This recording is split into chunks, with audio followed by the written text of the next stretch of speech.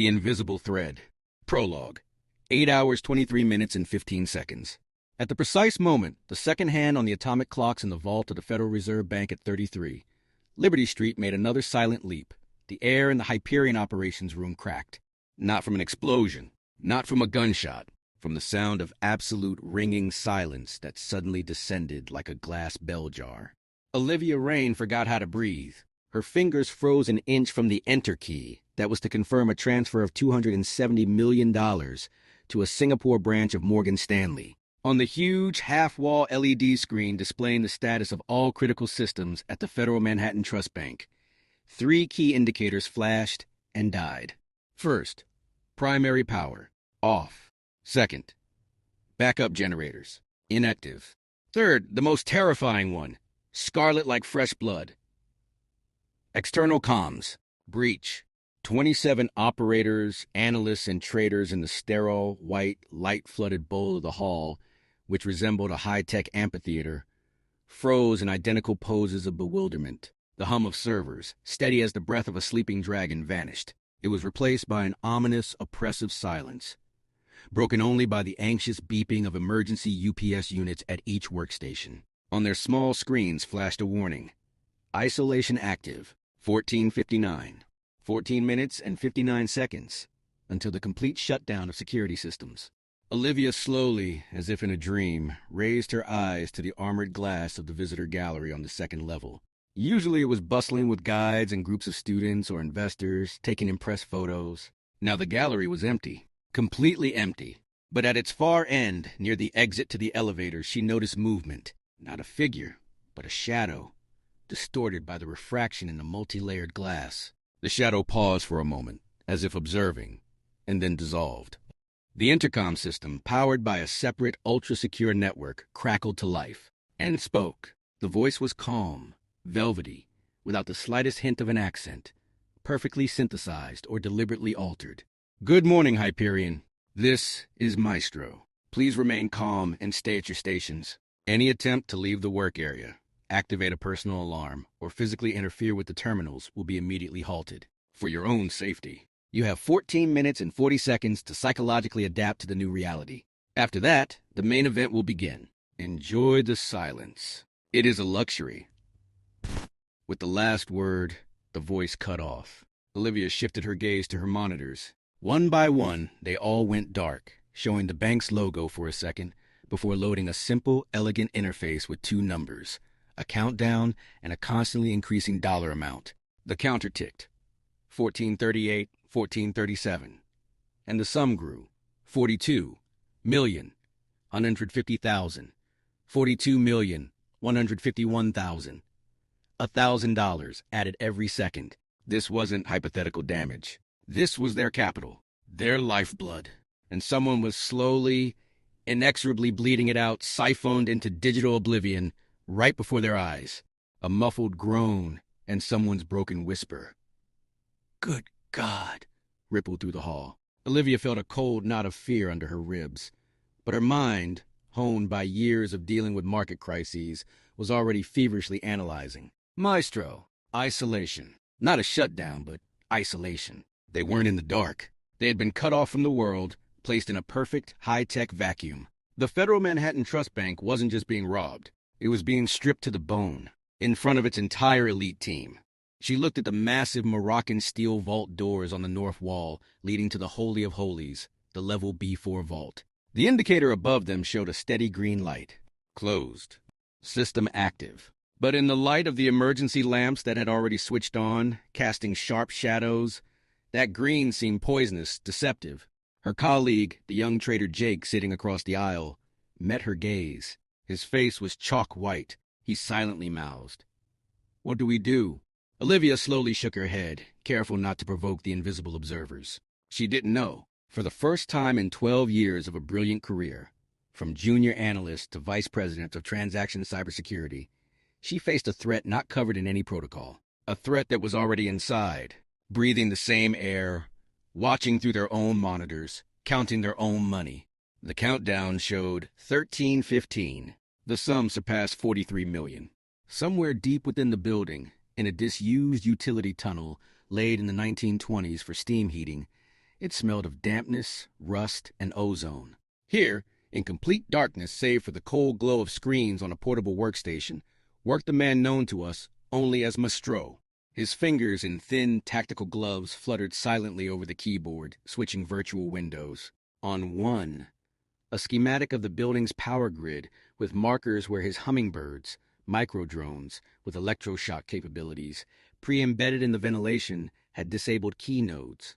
On another, the interface of custom software that, like a surgical scalpel, was slicing through the layers of cryptographic protection on the bank's internal network.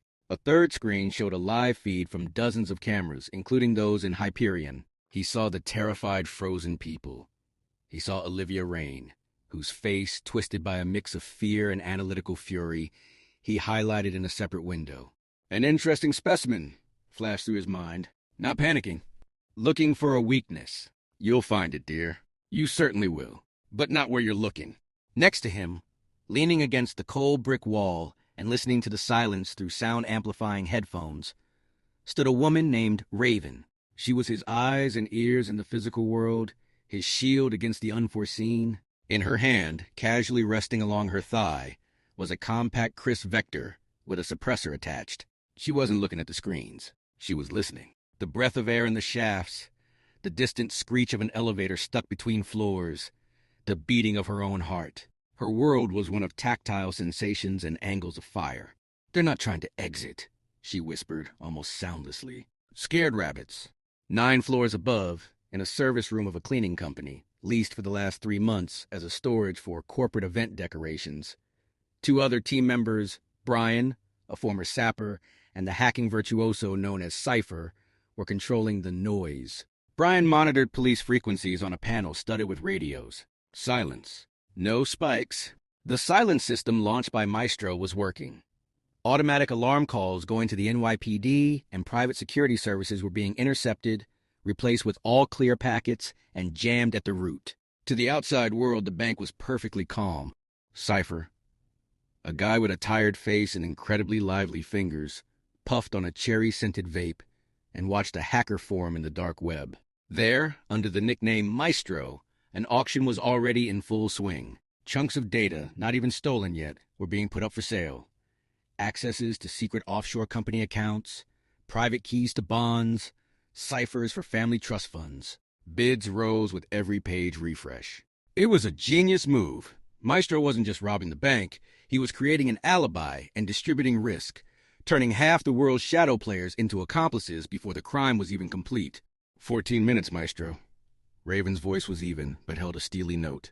Protocol says the first wave of response begins in 18, even with perfect isolation. I know their protocol better than they do, Maestro replied, not looking away from the screens, his gaze fixed on the last, most difficult barrier. Glacier.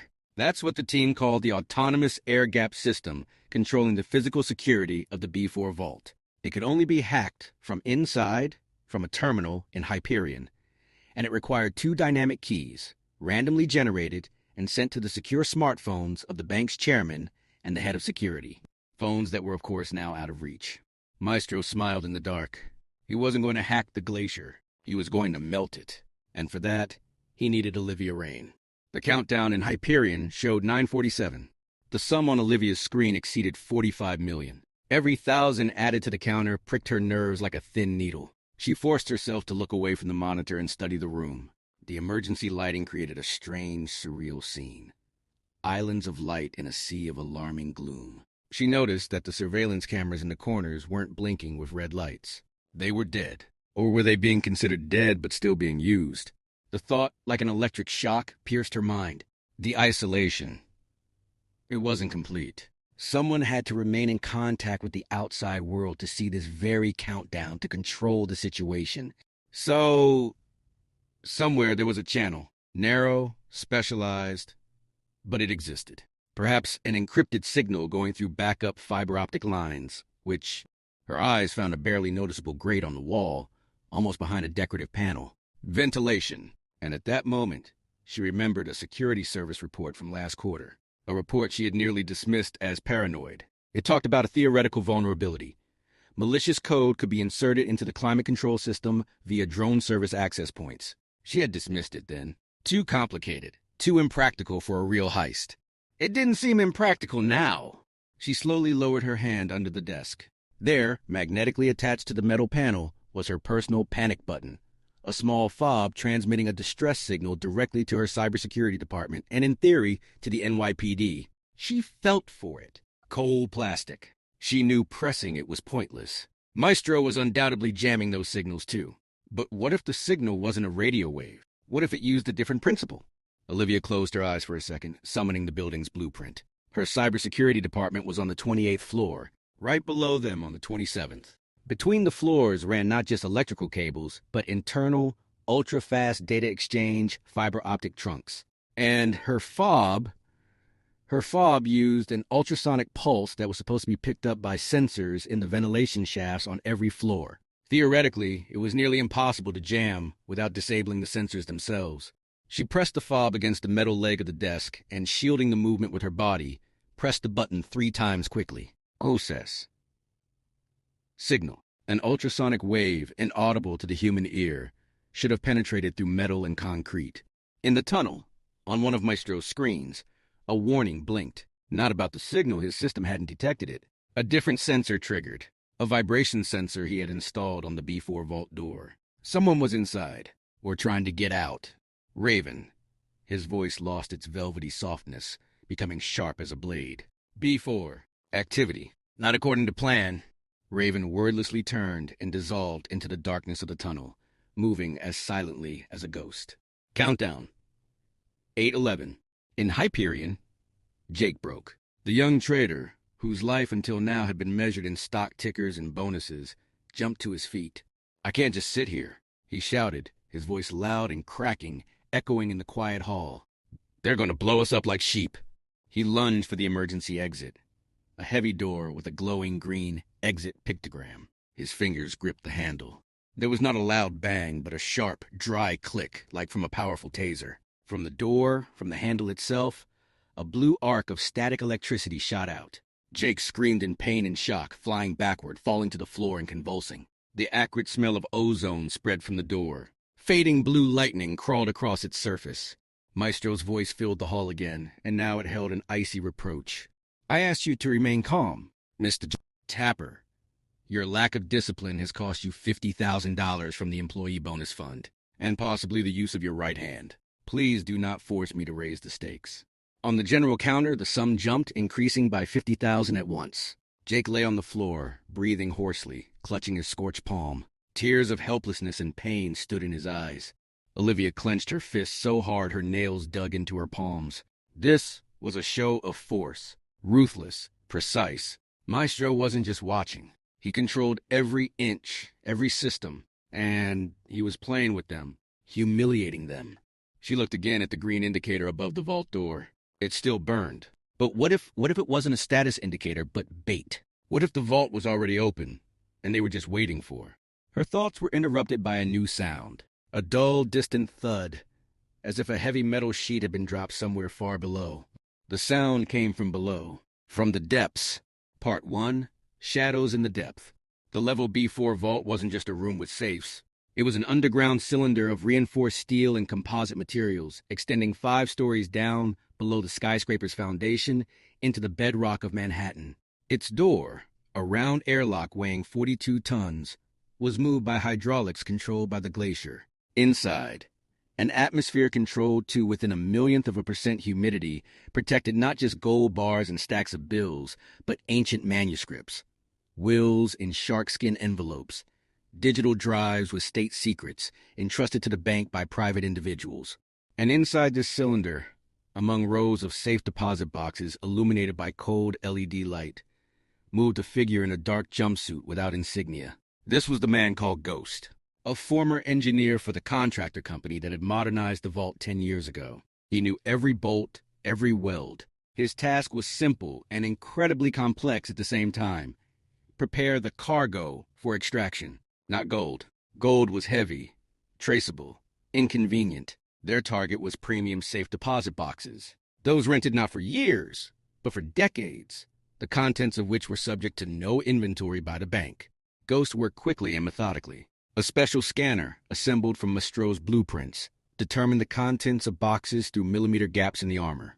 It looked not for metal, but for certain types of organic compounds, ink, paper, plastic, whose density and arrangement matched stacks of banknotes, platinum bars, or diamonds. He marked the found boxes with an invisible UV tag. Later, when the main airlock opened, Brian, with his arsenal of silent thermal cutters, would crack them open. It was Ghost, checking the mount of one of the Glacier cameras, who accidentally brushed against the cable of the emergency lockdown system. The vibration sensor Maestro had installed outside reacted to that slight jolt. When Raven, descending the emergency stairwell meant only for extreme situations, entered the vault antechamber, her Vector was already at the ready. She saw Ghost frozen by one of the boxes, his back tense with surprise. "What the hell are you doing?" Her whisper was like a snake's hiss. "You triggered a vibration sensor." Ghost turned, his face pale under the mask. "I checked the mount. Something's off here. A Glacier camera, it's out of place. Shifted by a few millimeters." Raven narrowed her eyes. Maestro didn't tolerate inaccuracies. So either Ghost was mistaken, or the Glacier had already been used before them. "Keep working, and don't touch anything else but the boxes," she ordered, and retreated into the shadows, covering both Ghost and the round airlock door with her presence. Her instincts screamed danger. Something was off. Upstairs in Hyperion, the countdown neared 5 minutes. The sum surpassed 50 million. The panic, having given way to stupor, was slowly turning into a quiet, clammy hysteria. Some were crying. Olivia, however, kept thinking. Her ultrasonic signal. If it had gone through, an alarm should have lit up in the cybersecurity department on the 27th floor. But even if it had, what could they do? All systems were down. All except... She raised her head sharply. Except the fire suppression system. It was fully autonomous, on compressed gas, with its own network of smoke and heat sensors, and it was linked to the city fire department by a direct wire that bypassed all the bank's communications. It couldn't be disabled remotely, only physically cut in the server room. A fire alarm. Alarm. That was the only way to send a signal that couldn't be ignored. But how to trigger it without causing a real fire and provoking Maestro to violence? She scanned the room. Smoke detectors, little white plastic caps on the ceiling, out of reach. But there were manual pull stations, bright red buttons in glass cases placed along the walls. The nearest one was 15 meters from her, near the exit to the corridor. In plain sight of everyone, under the aim of dead, but possibly still functional, cameras. Countdown, 4:58. She had no choice.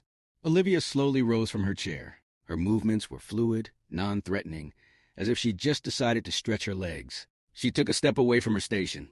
Maestro's voice sounded instantly, and now it held a light, almost paternal disappointment. "Miss Rain, Vice President of Transaction Cybersecurity. I had so hoped you would show prudence. Please return to your station. A very delicate process is underway." Olivia froze. He knew her name. He knew her title. He had singled her out from the crowd. Fear gripped her throat, but she took another step. I feel sick. I need air," she said, and her voice, to her own surprise, sounded convincing enough, trembling only slightly. "Air won't help you, Miss Rain," Maestro parried. "On your desk in the top right drawer, there's a bottle of water. Return. This is the final warning."